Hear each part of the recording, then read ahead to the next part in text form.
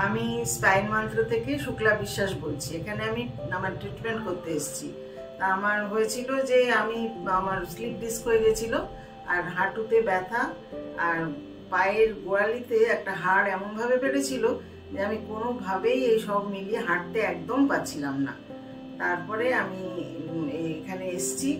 আসার পরে আমার ট্রিটমেন্ট শুরু হয়েছে।